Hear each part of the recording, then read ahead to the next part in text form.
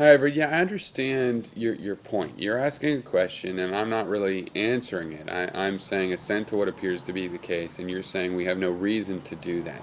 You're looking for the reason to do that. But the thing is that the question, seeking such a reason, only makes sense in an objective framework. See, in an objective framework, we try to judge things without reference to our personal preferences and our personal motivations. But in subjectivity, we don't do that, right? Skepticism is a subjective framework for knowledge. It starts from a subjective point of view, okay? So when you state a fact, it's going to be subjective. So let's just go ahead and take one that's clearly subjective. Apple pie is good.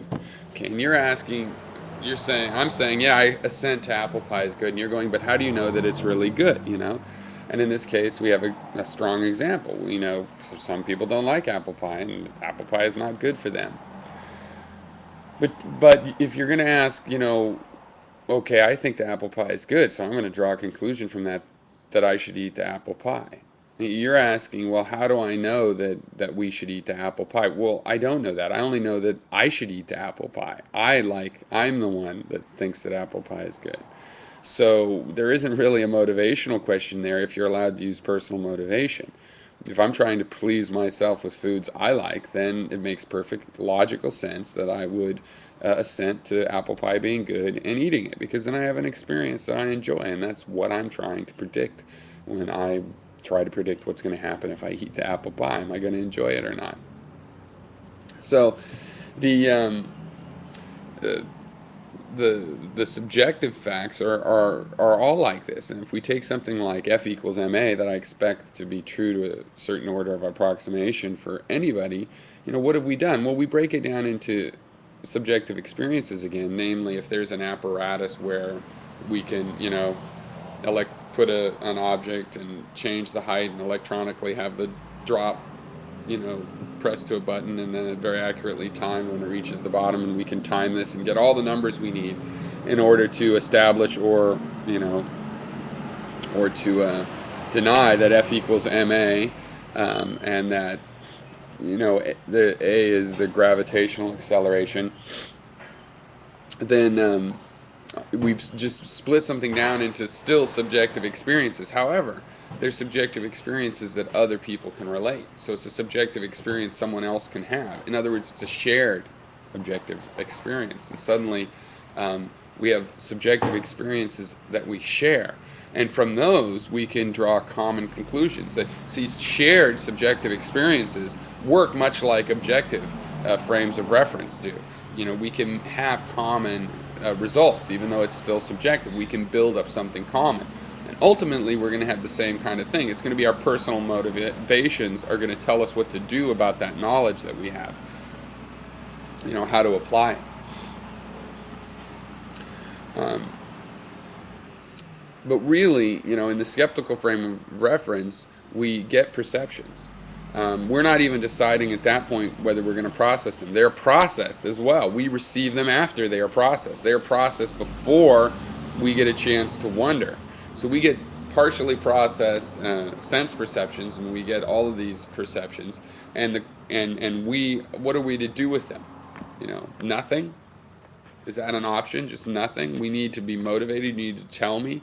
We find ourselves in this situation, receiving perceptions and with an ability to process them. But I need a reason as well to go ahead and process them. Well, the reason is survival. I'm going to try to survive, okay? And the DNA has done all sorts of things, inventing pain and whatnot, to attach us to this survival. So that starts the process going. And the only question, really, from a skeptical point of view, is how to be better at processing our perceptions. And that's our materialist model, is a model that says, well, here's the ways you process perceptions very carefully. For example, experiments. Saying that you have to do experiments to establish what you believe is taking a very careful approach to something that ultimately is still subjective. And the motivation for going on in this process is personal, my personal survival. And that is enough to attach me to these perceptions and give a damn what the perceptions say. You know, if there were no ramifications to my perceptions, there was no pain, there was no ramifications that I could notice, then that would be like not having any senses in the first place. And whatever I did, I wouldn't get information about it. And I wouldn't make judgments about it. I wouldn't learn how to behave differently. I wouldn't develop personal preferences. Okay? We're not in that situation. We're in the situation where we have personal preferences.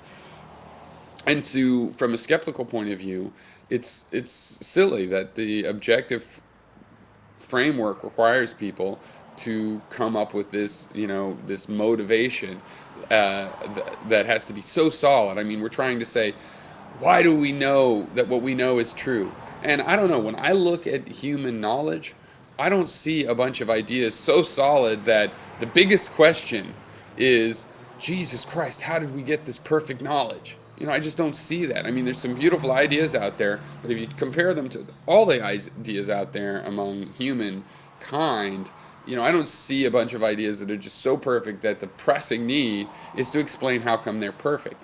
They're not perfect. I wouldn't want to explain that because they don't seem perfect to me in the first place. I mean, it's very egotistical.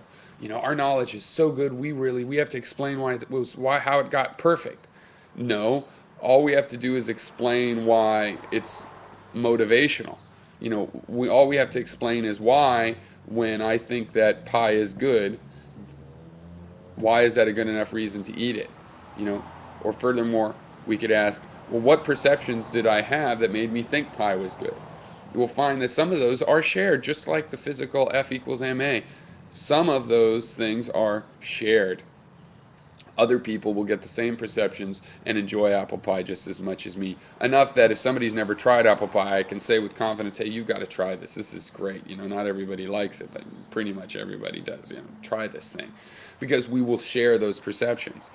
And I don't have to motivate singular or group action through an objective statement that is the right thing to do. All I have to do is draw on shared perceptions to make those motivations through personal motivation, through personal reasoning.